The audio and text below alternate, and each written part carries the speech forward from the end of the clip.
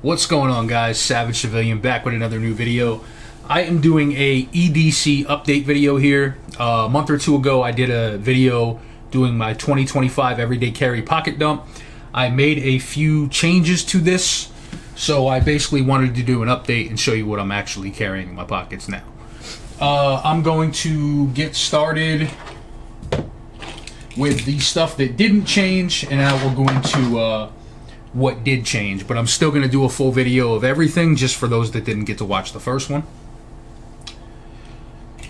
So, always have my cell phone on me. Obviously, probably everyone's first thing they grab when they wake up in the morning. I rock an iPhone, doesn't really matter. Keep it in an OtterBox case. It's my my go-to, obviously.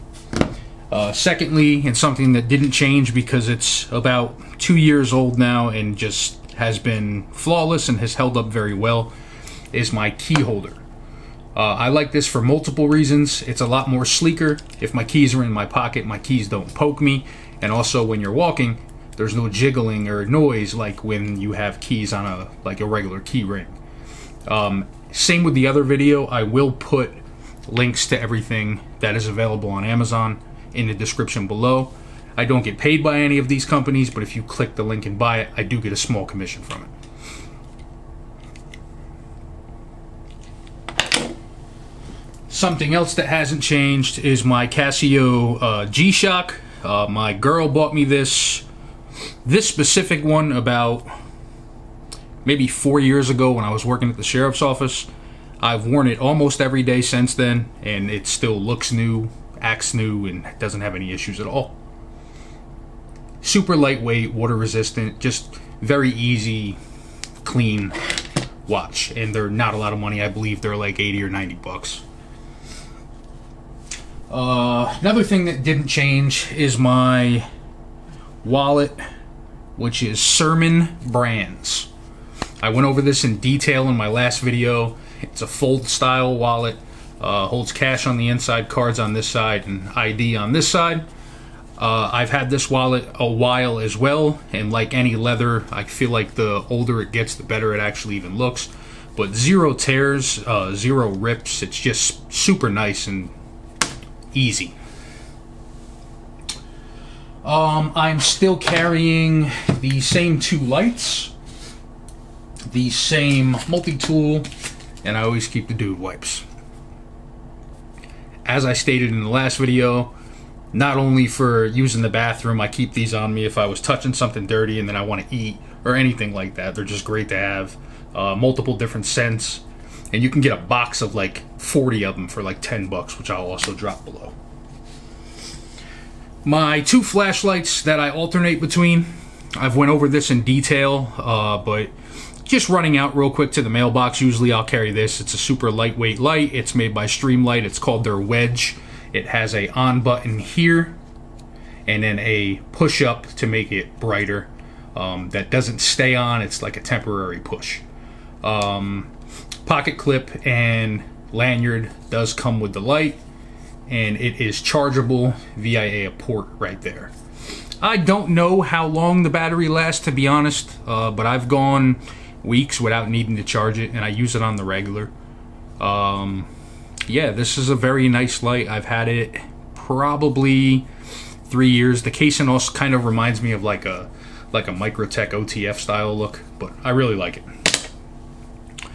More duty purpose than the same light that I carry at work would be the Modlight dual fuel.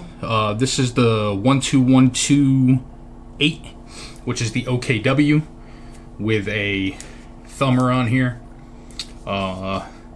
This one is made by Switchback. This light is a tank. I've had this thing for years. It's smashed. The color's kind of coming off of it from dropping it on concrete, and it just doesn't break. The battery life is very good on it. It's just, you can't go wrong with Modlight. You do get what you pay for. These are not cheap. In context, you could get probably 4 or 5 of these for the price of this. These are around 70 bucks. These are between 400 and 500 bucks, depending if you catch a sale or not. But their warranty, their just everything about them speaks volumes. Modlight is super, super top tier. And the last thing that hasn't changed is my Leatherman Signal. I did a video on this as well. It just has a plethora of different things that you can do with it, from pliers to grip to knife to saw to Phillips bits and everything in between. And it also does have a locking feature where it can open in your pocket, and a clip here that you can clip it onto something. Now, things that did change.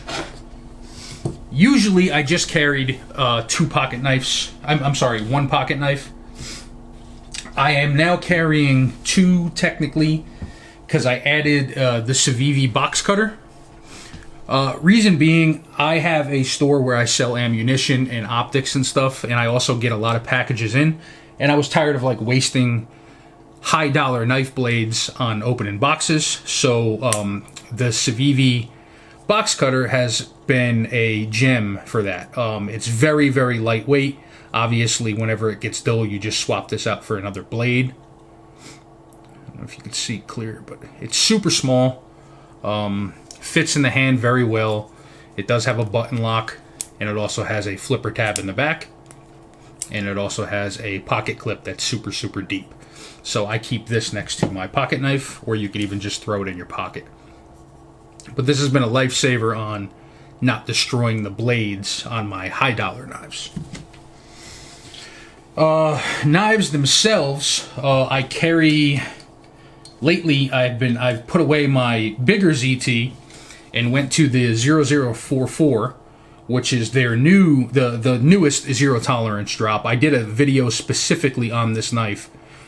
This thing is phenomenal. Again, button lock, flipper tab, very, very lightweight, super, super nice knife. Probably the best EDC knife I've ever had. And I carry a lot of knives. I carry one for work every day. I've carried them for 20 plus years, and this is by far the best knife I've ever had. It's also extremely lightweight. Check out the other video if you want full details on it as far as lengths, weights, grips, types of material, all that stuff. These are retailing right now for, I think, $440, $420. I could be off by a little bit, but I'm pretty sure they're right around that $400 ballpark. The other one I've been carrying is the Lud by Microte, which is the underwater demolition team knife. This one is an auto, so if you press the button, it pops open. I also carry this just because it is size-wise to the 0044, has a lot more better grip texture, and is very, very sharp with a nice blade. I believe these are, yeah, they are M390 steel, so that's a very well-known, reputable steel. Most American knives are going to have an M390 style material. But this is made by Microte. I did throw this little lanyard on here just because I'm fidgety. And it is an auto, so it locks in, click it out, lock in, click it out. I don't think they could sell autos on Amazon, and I don't think I'd buy this off Amazon just because there's a lot of fakes and clones with Microte and stuff like that. But size-wise, you can see they're fairly similar in length, fairly similar blade size, etc. Lastly, probably the most important reason why I made this video.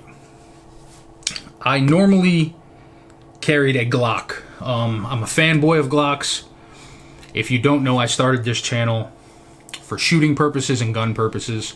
I try to shoot at least once or twice a week. I shoot probably 4,000 or 5,000 rounds a month, give or take. I love my firearms and I love training with them. I have carried either a Glock 19X that I had cut for an optic with a Surefire X300, or a 43X if I was running to the mailboxer or something quick. I have since transferred both of those into one, and I am now carrying the new Staccato. This is the HDP4. I can't say enough about this gun. I do not have thousands of rounds through it yet, but I have hundreds, and enough where I'm comfortable to everyday carry it. I am running a TLR 7X on here at the moment, only because I had a holster that fit with, but I will be replacing it with a Surefire like I do all my firearms, especially everyday carries, once I get the holster here for it. And this gun comes stock with combat sights. I opted for the DLC barrel. Phenomenal gun, phenomenal trigger. I did a video on this as well. Most of my stuff, I either run an SRO on range guns or Acro P2 for everyday carry or my work pistols. And another benefit of this, with me being such a Glock guy, is it has a very similar grip angle to the Glock, but gives me the smoothness and tightness of 2011. The trigger is not the same as the P. There's 70 versus 80 series, but it's still light years ahead of any other striker-filed pistol that I've ever carried. Another plus side to these is they do run with Glock mags without a problem. That was one of their biggest selling points when they started this pistol. And yeah, I'm excited to do some videos showing this thing actually being fired. But again, this is the new Staccato PhD. I'm sorry, the Staccato HDP4. 4 would be the 4-inch barrel, and then probably in the next few months they will do the 4.5. There's been talks about it, but I believe it got pushed to like June, which means if you order it in June, you're not going to get it to the winter. So I went with this one. I probably will pick up a 4.5 as well once they actually release them. So with that being said, thank you guys for watching. As always, please like, comment, and subscribe. It really helps the channel grow. If you have any questions on anything here or any advice, I'd love to hear it below. And as I said in the last video, there is about 75 to 80% of my viewers are not subscribed. Please click that subscribe button. It really helps and doesn't cost you anything. I'll see you on the next one.